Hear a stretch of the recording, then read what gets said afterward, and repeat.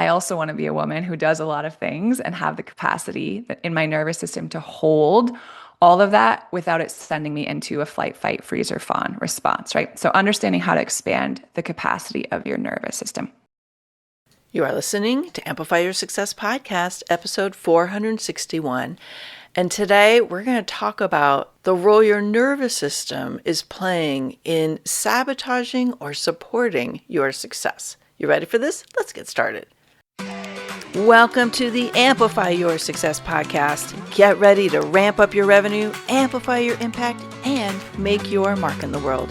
This is the show for experts, thought leaders, and service professionals who want to shatter their limits and achieve that next level. You're going to find out from other experts and influencers how they made it. Now, let's get amplified.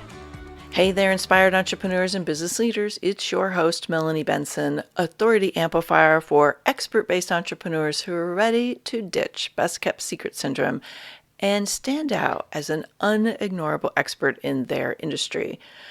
And today, I have a guest joining us, and we're going to be talking about your nervous system and your ability to hold the capacity of your next level of visibility and success. You may have noticed we're talking about this a lot more here in the podcast. I talk about it a lot in my social media. So, hey, if we're not connected on Instagram, LinkedIn, Facebook, let's fix that right now. Give me a little shout out and ask to connect there. But I, over the last decade, have learned so much about the role our nervous system plays. And I can personally say that this kind of work has transformed my ability to hold higher levels of capacity. It's really shifted what I experience around anxiety and that spin out in our brain when we feel triggered by something. It's really made a huge difference. And I love bringing resources like this into the conversation here because a lot of us are seeing information about this, but we don't know who to trust. We don't know what is going to work, what's not going to work. And so here you go. Even if you don't personally relate to this, I think it's worth listening because your clients may be experiencing this. This was a huge growing edge for me to recognize how to support and guide my clients differently because there were levels of trauma, burnout, overwhelm, exhaustion, and nervous system dysregulation that my coaching could be making worse if I didn't tune in and recognize the signs. So very valuable information here today. Before I bring the expert on, I also want to mention the role that your work around visibility may have as a factor in your nervous system. And I've noticed that a lot of people, without realizing it, might be holding themselves back from that next level of visibility. And there is a huge component of your nervous system that plays out there. And one of the things that I find contributes to nervous system dysregulation, besides the trauma and maybe unresolved issues around being seen, is also just not knowing what to do. And that causes this lack of confidence. It messes with your brain. You don't quite have a strategy for how you articulate and convey the amazing, brilliant work you do in the world. And so you get a little flustered and stuck. And one of the things that I've heard from clients over the years is that my work isn't about telling you how to do what I do. It's about extracting and shaping your natural storytelling, your natural talent, your natural wisdom, your natural and organic way of communicating what you do, and giving it a little bit of structure so that you can be in your authentic superpowers, but your light is so bright and your message gets really compelling and it draws people to you and grabs attention because people get it. And if that's speaking to you, I've opened up a couple of packages to do some what I call monetization visibility restructuring. And you can be visible, but it's not performing for you because your profit path and your golden thread aren't compelling. They're not really drawing people in properly. And let's fix that. Okay, so I've got two spots open right now. If one of them speaks to you, I'd love to explore it with you. I'll drop the link to the information in my show notes here. Okay, let's get into today's really amazing guest expert. Welcome back, Amplifiers. Today, I have an extraordinary guest joining us, and we're going to talk about something that has been in my heart and in my orbit, if you will. I'm seeing so many people who are navigating big growth, big change, and with that, big stress. And we want to talk today about how your nervous system plays a part in your success. So let me introduce you to our guest today. Her name's Michelle Grosser. She's an attorney, a pastor, a nervous system expert, a certified master life coach, and host of the Calm Mom podcast. And through somatic and neuroscience-based modalities, she coaches women through discovering what's beneath that triggers and what triggers and emotions so they can begin their healing journey and find peace in the present. Michelle, I'm so excited to have this conversation with you today. Thanks for joining me. Oh, it's so good to be here. Thanks for having me. Yeah, and you're just in Texas, right? In Houston, Texas? Yeah, so we moved here last summer. So we're just coming on a year living here in Houston. Mm, yeah, probably one of the hottest places I ever visited in my life. Yeah. Well, I think it's important that we start about just really kind of talking about what is the nervous system, just in case somebody's unfamiliar with this concept. Yeah, so our nervous system is the whole connection of wiring, sending messages through our body, right? And it's really our body's command center. So beneath the surface, the research is showing that upwards of 95 to 98% of the thoughts that we think every day and the words that we speak and the behaviors that we take are governed by our subconscious nervous system. So we're not even aware of the things that are driving how we show up in the world.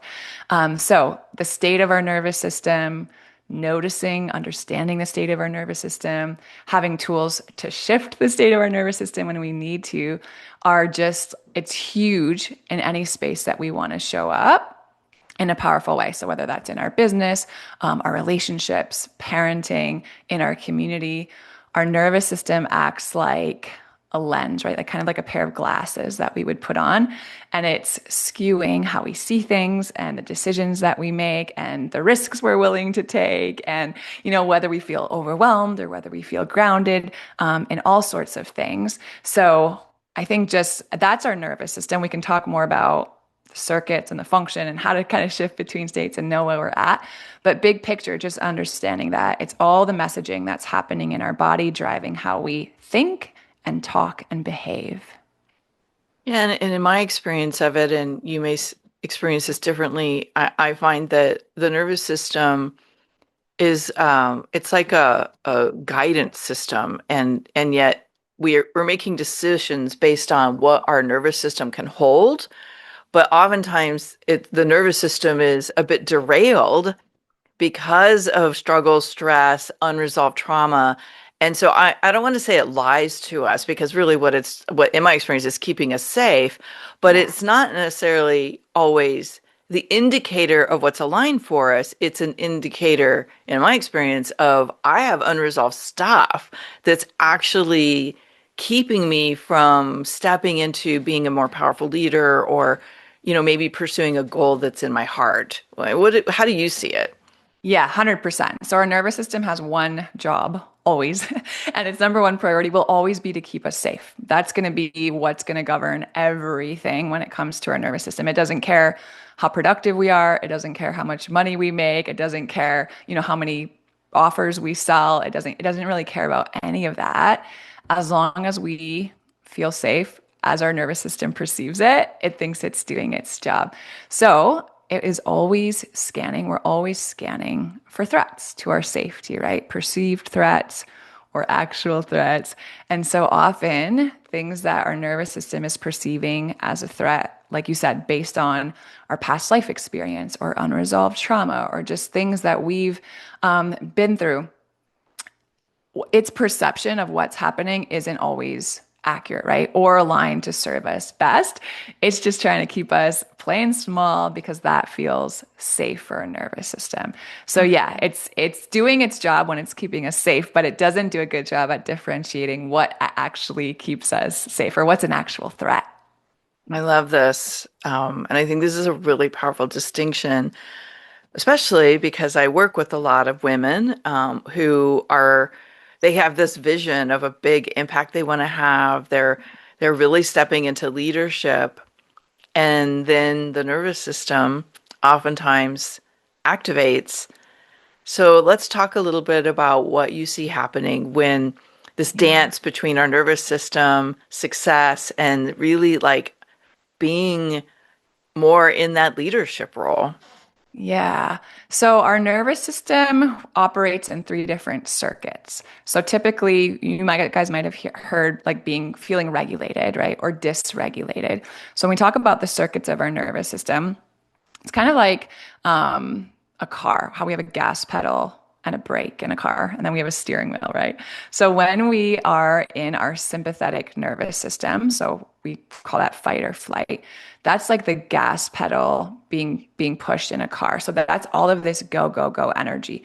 So when our nervous system has perceived some sort of threat, it sends us into this fight or flight response. And that shows up in so many ways. I see the same thing in business owners, right? Or women who are carrying a lot or doing a lot.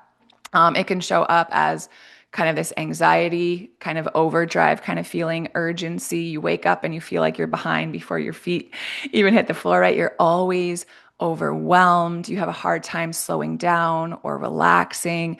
You're hyper vigilant. So you're kind of always worrying about your next move, or every client lost feels like it's going to be the end of the world.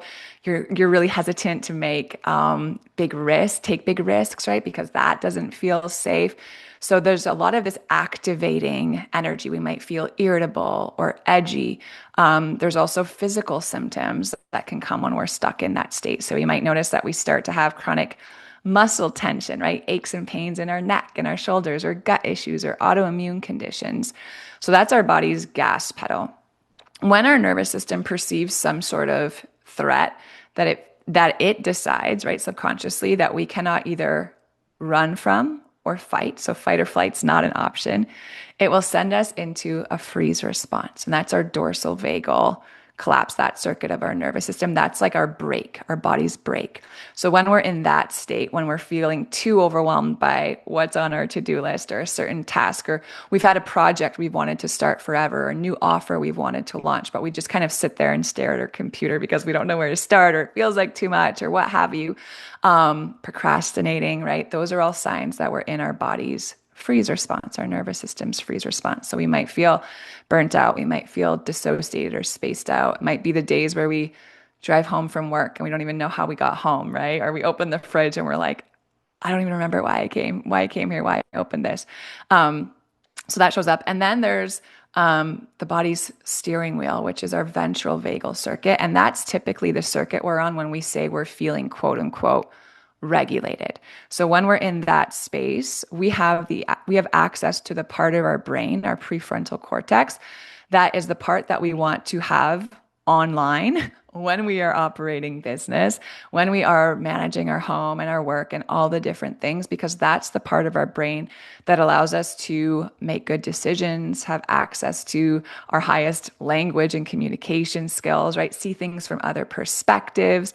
When we are in fight or flight or a freeze response, that part of our brain is literally offline. It kind of shuts down because it's too slow if we're trying to respond to some threat. So you can see how that would have a huge impact on how we go about running our businesses, or showing up in any space powerfully. So the key is to kind of notice when I'm in fight or flight, or when I'm in a freeze response, how it shows up for me, and then to have tools to help me shift out of that state and come back to what feels like a baseline stress level where I have access to all those good parts of my brain and can show up feeling really grounded and powerfully. Mm. Yeah, like I'm noticing all those stages and where I've been in them Yeah. and clients have been in them. Even my dogs, I'm realizing, are Yes. in them. It's funny to think about it that way. But Yeah.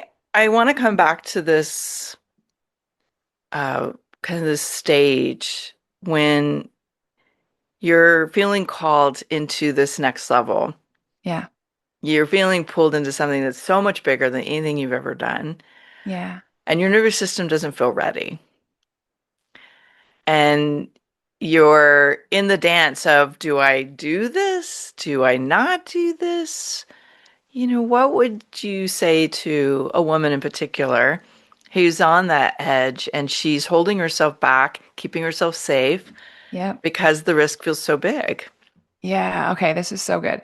So I think the first thing is, and this is what I teach in my group program, is how to expand the capacity of our nervous system, right? Because there are certain things that we will want to delete or delegate or defer, what have you, to make space.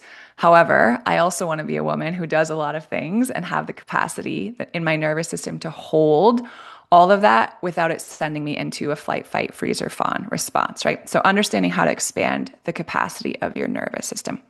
Um, I think there are two components to this too. I think there's a top-down approach. So what are the things that we are thinking and our mindset, and how is that driving panic, urgency, dysregulation?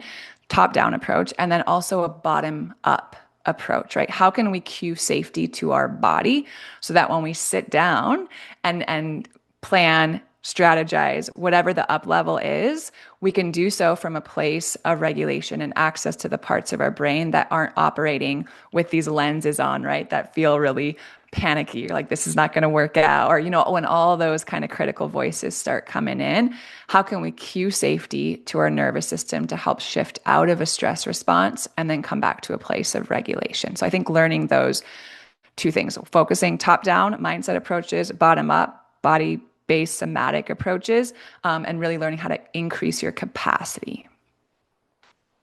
Yeah, that's a phrase that I've actually found myself saying and hearing is really, do you have the capacity for more? And Yeah. that often is the first place to start is growing what you're capable of holding space for. That's And right. so how do you know you have the capacity? Like, what are some of the signs that your capacity is capable of holding that next level?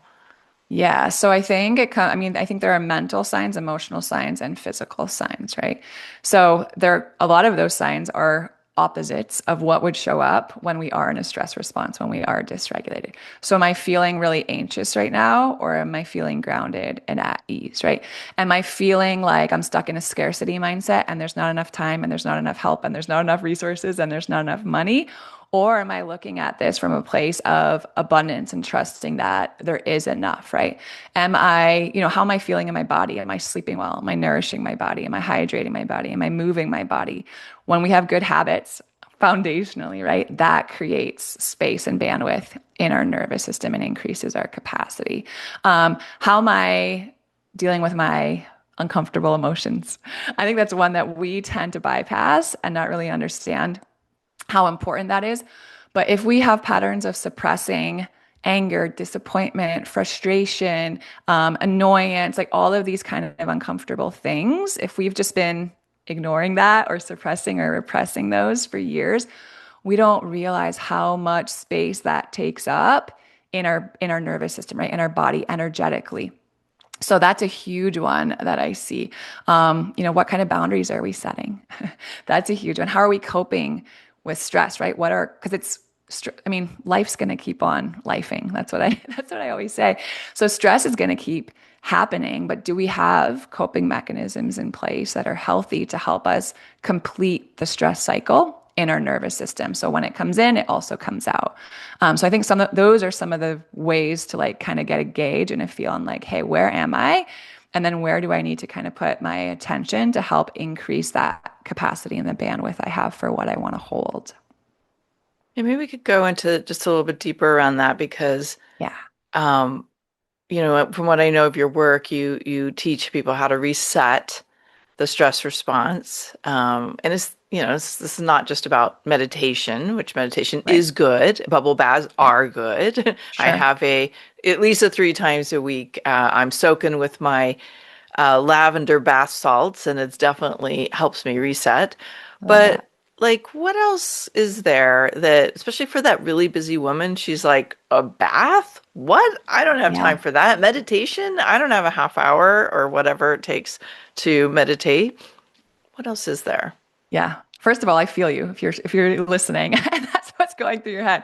Because that was me too, right? Especially when I started doing this work 8 years ago. I was running I was running a very busy law firm in downtown Miami with 2 kids under two. And I was like, I was so burnt out and so dysregulated, and I had no time for anything. And then I came across this work, and it's why I'm so passionate about it now. But let me give you a little bit of context about why these tools work, and then let me give you some in the moment tools that are really helpful to shift the state of our nervous system. So, the first thing to understand, I think, when it comes to like some of these tools to help us regulate is that when we study the nervous system, what we're learning is that 80% of the messaging that's happening in our nervous system is originating in the body and sending messages up to the brain. Messages of safety, right? Cues of safety. So our body is actually gathering information. Are we safe or are we not safe? And then sending that messaging up to our brain. That's 80% of what's going on. So the 20%, the remainder, is messaging originating in our brain, sending messages down to our body. So if you wake up one morning and you're feeling so overwhelmed and irritable and edgy and annoyed and frustrated, and you didn't sleep well and you're having gut issues and all of these things, right? Super anxious, you're like, I feel so dysregulated right now. Or maybe it's more acute, right? Maybe you're going to be giving a keynote and you feel like your heart racing and you're having a hard time even getting the words out, and you feel all of this nervous energy happening. Trying to tell yourself to calm down or say affirmations or just work on your mindset can be helpful to a certain extent, but at the end of the day, it's only 20% of the messaging that's going on in your body. So if your body is sending signals that we are not safe, or this isn't okay, or we might be embarrassed or rejected or abandoned or what have you, you're going to have a really hard time talking yourself to a place of feeling better. If your body and the cues that your body is taking to send messages up to your brain are like, are we tense, right? If our muscles are tense, that cues that we're bracing for something or we're about to run or about to fight. If we're always tense, our jaws clenched, our tongues pressed to the roof of our mouth, our shoulders and neck are tight, right? That's sending messages to our brain. Hey, something's going on. We got to stay in a fight response. If our breathing is quick and shallow, right? If our heart is racing, if all of these different cues sending messages up. So we have to bring a sense of safety to our body if we're going to shift states. And then this is like the kicker, and this is what I teach, is that our body doesn't understand a verbal language. So we can't just tell ourselves to like stop worrying about this, or it's going to work out, or it's not a big deal. Like we've probably all tried that, not particularly effective, right? It's why even like traditional talk therapy, not particularly effective, the research is showing, because we can talk about things till we're blue in the face for 20 years, but if our body isn't feeling safe or healing, it's not going to make much of a difference. How does our body understand cues of safety if it's not through language? Our body understands safety through movement, through breath, through temperature, through sound, through touch, all of these different felt senses, experiences of safety. So what I teach are different body-based tools that can send signals of safety to our body. And once our body feels safe enough, okay, the cue is sent. We don't have to be in fight or flight anymore, right? We don't have to be stuck in a freeze response and keep procrastinating on everything. Whew, we can stand down and we can shift states and come back to baseline because we're actually okay, right? This is going to work out. It's going to be fine. And even if it doesn't, I'm resourced enough and smart enough and mature enough that I will figure it out, right? And that's where we want to be operating from. So if you'd like, I can go through kind of a couple of these little tools. They're so simple. They take on average like 60 to 90 seconds maybe to really shift the state of your nervous system. So you can use them anywhere. Yeah, I would love that. I think simple is so powerful. So please go right ahead. Okay. Yeah. Yeah. I think simple is so powerful. And I think sometimes too, when we're wanting something more complicated or we're wanting like, I need to have, 27 different tools for when I'm feeling anxious, that's dysregulation driving even that thought process, right? So keeping it super simple is really where it's at to notice a difference. So let's kind of start with, I'll talk through some, maybe I'll give you like a breath and then a movement one, and then maybe something with temperature change. And as you guys are listening to this, I would encourage you to maybe just choose one of these tools. And the next time that you feel like you might be in a fight or flight response and are just feeling a lot of this activating energy, or maybe you're feeling really kind of shut down and disconnected and you're in a freeze response or it's hard to take action, try one of these and then just observe what happens in your state, in your nervous system, in your thinking, in your behaviors as you try it, right? If it works, awesome. Like tuck that away. You can use it over and over and over. And then if you try it and you're like, I don't know about that, come back to this episode, save it, try something else the next time.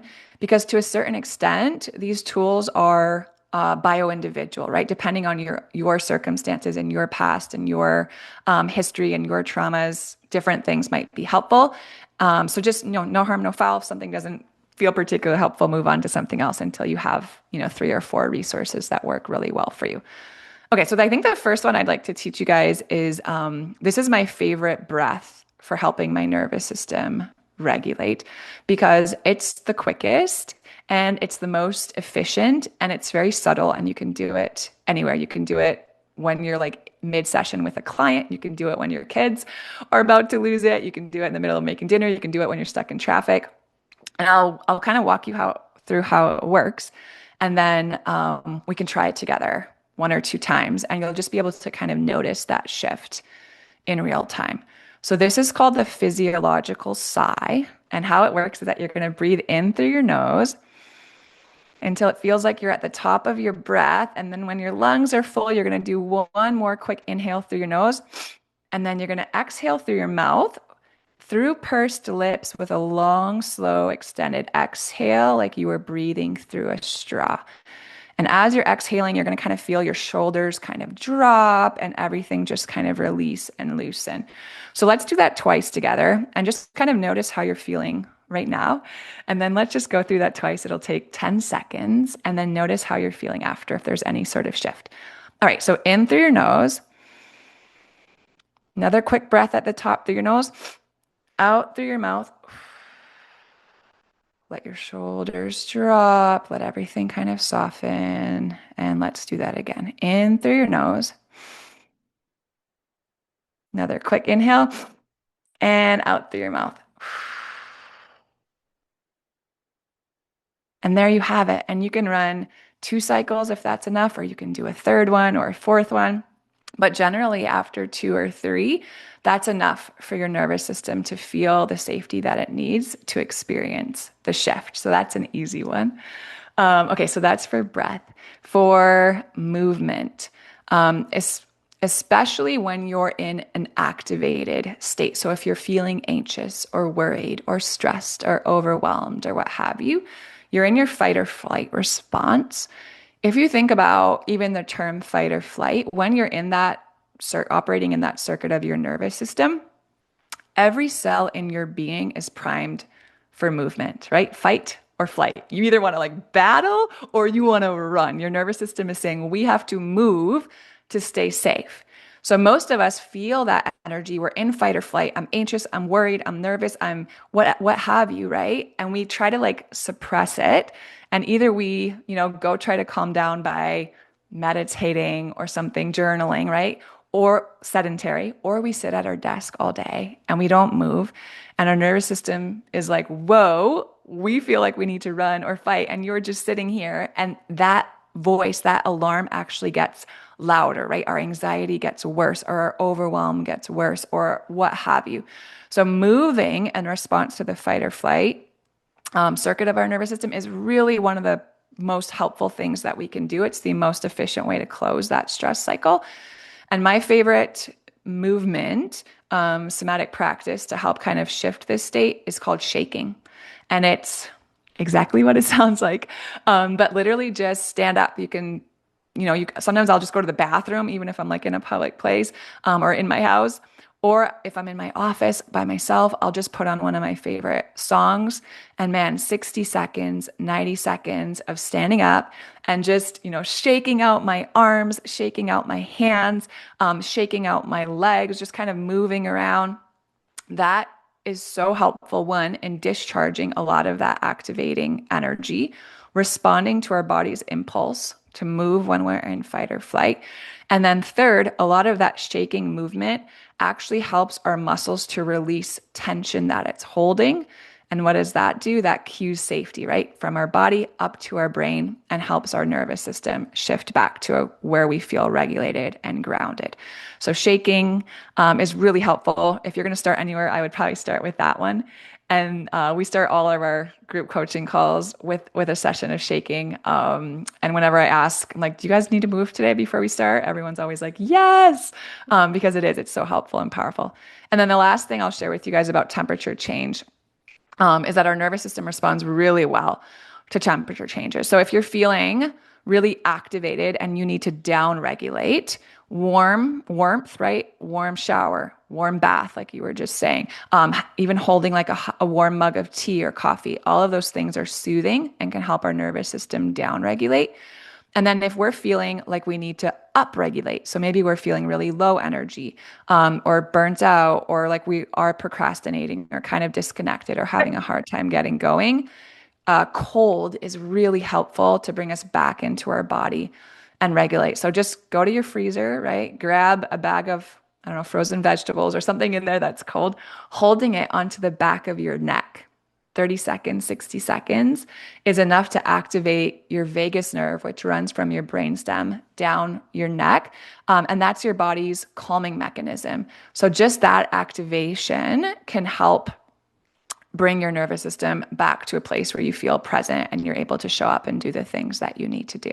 So those are three: the breath, the shaking, and then the cold or the warm temperature. But there are so many. There's probably hundreds, right, of ways you can regulate your nervous system and little tips and tools like that. And in my program, we learned a few of them every week, so you can really get a feel for it. But those are three really great places to start. Yeah, those are wonderful tips. And you may want to bookmark this episode and listen to it a few times or write down what Michelle just shared with you. And Michelle, I know you have a resource that maybe people could start learning more about these different ways you can, navigate your stress and that nervous system dysregulation. Yeah, so I have a free guide for you guys. It's called the Nervous System Reset Guide. And there's additional information in that guide, but my favorite part about it is that there's a section where I give you 3 additional somatic practices that you can try. So one of them is called progressive muscle relaxation. That's a great way to release stress and tension from your body. You'll learn that there. And then I also have a link to a guided breathwork session. It's 5 minutes, super quick. So you can, press play on that whenever you need it also. But that's a great place to get started and really start to kind of play around with some of these tools and see what seems to be most helpful for your body and your nervous system. Lovely. And we'll link this up in the show notes as well, but let's just make sure you've said it out loud, right? michellegrosser.com/reset. Yes. So I want to just thank you for bringing this work to our community and the work you're doing in the world. I mean, I wish I had access to this when, I was starting my journey, right? It's just, I remember having this conversation with one of my mentors, my spiritual mentors, and, I couldn't meditate. Yeah. And I didn't know the depth of the trauma that was locked in my body. And he was like, kept trying to find ways to help me meditate. And finally he said, just stop trying to meditate. Yeah. Yep. But what I now know was that my system was so dysregulated and I had so much unresolved trauma that my body was always in that fight or flight mode. And it was always like being vigilant. And so having tools like this, especially, I'm very partial to the somatic tools. Yeah. I have found them massively valuable to help me kind of reset and get out of that anxiety and, those feelings of deep overwhelm. And again, it can take a second, but I love that you're giving more tools in this resource, and probably you have lots of tools in your program, but this is where you find the tools that really work the best for you. Because I Yeah. know some people respond better to different things. Yeah. Yeah. And I'm so grateful you discovered it, right? Like as there's so many people out there that need it that haven't Yes. discovered it yet, but I'm so grateful it helped. Yeah. Well, it's again, they're tools, right? And Yeah. and there's different tools that we need at different stages of resolving trauma or navigating that next big leap that we're taking in our business, which is why I love that you're really understanding the journey of the leader, because when you say yes to being more visible, when you say yes to serving on a greater level, when you say yes to that leadership energy, rarely are we ready for it, Yes, that's true. Yeah, right? and for me at least, and I'll just kind of share this, is that I have had to remind myself on this entrepreneurship journey so often that I can be safe and scared out of my mind all at the same time, right? And that's so much of that next step. Yeah. It's almost like we have to rewire the neurological or the neural pathway of I feel scared because I'm stepping into something really amazing and I don't know how to do it versus I'm scared because I'm not safe. Like our That's right. body responds the same way, but we don't necessarily, it's not really the same thing. That's And right. I think tools like you're giving the world, this is where real transformation takes place. This is where we become capable of things we didn't know was possible, is Yeah. the little things that we rewire. And so as we're talking about all this, because I think I feel like you're a ripple maker. I feel like you're somebody who's you're making a big difference in the world with the work you're doing. But I'm just kind of curious, like, what would you say is the ripple that you're making in the world through your work? Hmm. I think I'm equipping and empowering, but honestly, the people who put this stuff into practice and have the courage, right, to do something about it and start doing something differently and get a little bit uncomfortable, and face some of the things that they've been avoiding and heal the traumas that feel really scary to work through.